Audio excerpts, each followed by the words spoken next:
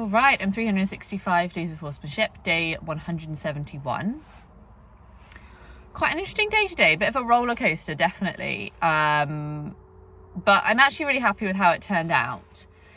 I was pretty tired today, and actually it was interesting as I was playing initially with Lawrence, I could really feel the sort of, like Elsa talks about with one of her horses, Atlas, who is like a real introvert, that he has sort of like max capacity for the day of like a particular task or just really like engagement in general. And then after that, he just can't do anymore. He just needs to rest and process. And I think that I felt a little bit like that myself today, because yesterday I had done so much with them, been up for ages. And then today when I came, I felt like my patience battery was like super low. I actually had quite a nice start to the session with Lawrence. We played a little bit with... He actually came right over to me, which was lovely, right from the top. The whole herd came down, which was really nice, but it felt really like low pressure. It didn't feel like they were coming because they thought I was going to feed them. They just were coming out of like curiosity and interest, and then he came down with them, which was really nice. It was just really nice to have him come down from the top of the hill. He came over to me and we practiced our scratching, and actually it went really well. And there were a couple of times I was able to have really good timing and scratch him in all the good places, rub him in all the good places before he would need to move his feet, which just felt really good. Like it's just getting better every day, and I think that's another really important thing for me to remember, is just not to, like, it's okay to have that end result idea in your mind, like that picture of what it's going to look like, but also it's about appreciating the fact that it's not going to get like that straight away, and just appreciating the fact that it's like 10% better all the time, which is really cool. Like, definitely I'm still missing a couple of timings, but it's still getting better, which means that overall I must be doing okay, you know, because he's still feeling better about it. So we played a little bit with that, and then I played with, well, initially it was like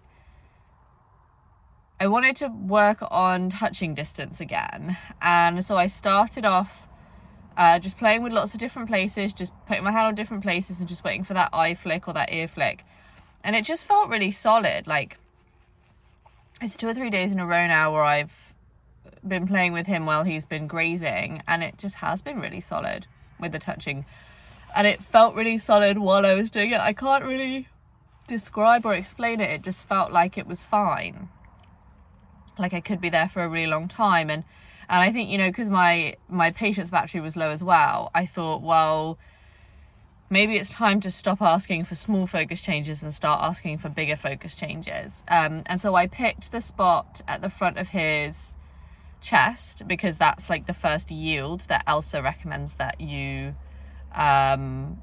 accomplish, and just stayed there for a really long time. The first thing that happened that I felt I could release on was his head came up and then he started walking forwards. The eyes felt good.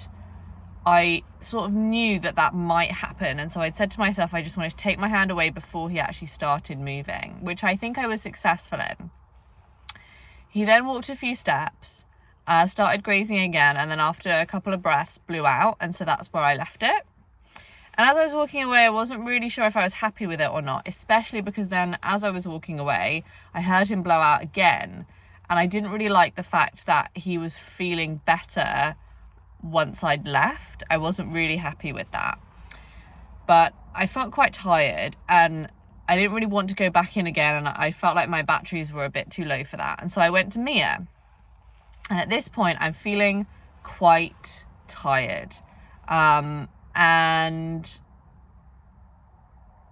I go to her, and initially I play the same game I'd been playing the day before at a distance, just changing my position of flow each time she would like flick her ears somewhere that wasn't like that self-focus,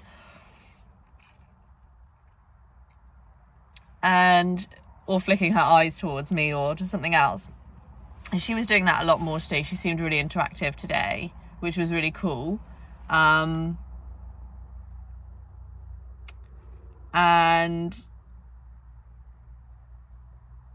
it was good, but I was again getting tired quickly. I was getting bored quickly. I was getting impatient quickly. And so I did it kind of for as long as I could. Darcy started pushing the whole herd down the hill, which was cool. That gave me something to kind of like flow with. And then I went over to her and started doing her plait. She didn't look up at me today, so I just did her plait. And then I asked her for haltering. And I had to put quite a lot of pressure on her the first time to get her to lift her head and change her focus from the grass. And I was thinking, at this point, I'm starting to be unsure of like my next plan, because I'm thinking I don't really have the energy and the effort to push you to do something you don't really want to do today. Probably we're maybe both feeling a little bit tired. I don't think my timing's gonna be good enough to work through that. I'm not really sure what I'll do about the way you feel. I just need to work out how you feel first. So I pushed her again. And I had to push her quite a lot. I had to put quite a lot of pressure on to get the focus change. And then she starts walking down the hill, and she walks all the way to the bottom of the hill. And then immediately after that, I'm able to halter her. And I was like, okay, well, it's really interesting, because that was, I had to put more pressure on, but it was faster today, definitely. And she was right by the gate, and she just seemed, pretty happy to come with me. I had to have a bit of good timing around, had to like offer her to put the halter on, and then she went back to graze again, and so I like went to just put that little bit of pressure, and then she came right back again, so then I haltered. So it wasn't like totally clean, but it felt really easy and calm and nice. So I brought her up to the playground, because the Lawrence's herd aren't in the playground today, so I had the opportunity to take her in there, and it just was a really good session. I was able to have her walking, pretty much, at the end of the 12-foot line, which was really cool. And we just walked on the left rein around the field, over some poles, round a sundial, through a squeeze. She tried to avoid a pole, and so I came back around and asked her again. And when she did it, we walked off with good expression, so I let her eat for a bit.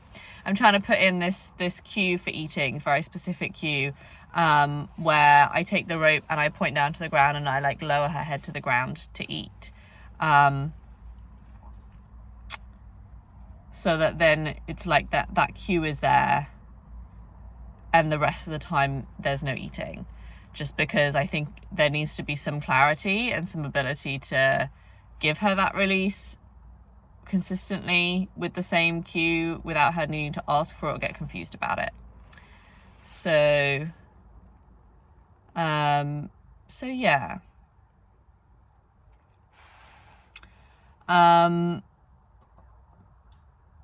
So it was good. I think I came back around and I worked on the right, and then I worked, and then I came back to the pedestal, had a lovely moment on the pedestal, realised how little I can do to get her, like, to do things. And I look across and I can see Lawrence watching us at the fence line, and no one else is watching us, only him. And I'm thinking, that's, really strange. And so I do a little bit more with Mia, and he's still watching. I just do a little bit of like yields, which was more challenging, definitely. She was getting more confused about that. I think it's maybe about me being in the right place and just being consistently in the right place, being sure about what place I should be in. I think it's something I've historically just struggled with. So then that's something I maybe need to go away and think about. I need to think about what I want, because essentially I could be wherever I wanted. It's my cue and my horse. It's obviously good if it's consistent with other people, but but it was good. So I took her back, and that went well. That went fine. She walked up to the top, and there's like a digger, like a JCB out the back. I don't know what they're doing, but they're behind like the hedge line, and so it's like a bit stressful for everyone. There's noise and there's movement. This thing's orange. And so I was able to go right up to the fence line, check out the fence line, check to see if it was a mountain lion, not get eaten. And I could see the rest of the herd were like watching me, checking it out, feeling comfortable about it. It was a really nice opportunity to be a good herd leader at the end of the session. Something really interesting for both of us to do, for all of us to be involved in, that just meant that I could have that nice sandwich again where I'm doing something really passive and herd based, and taking care of Mia's needs before I end the session. I came back down, and I definitely felt guilty. I felt guilty about, people say that your first horse is like your sacrificial lamb because you learn everything on them.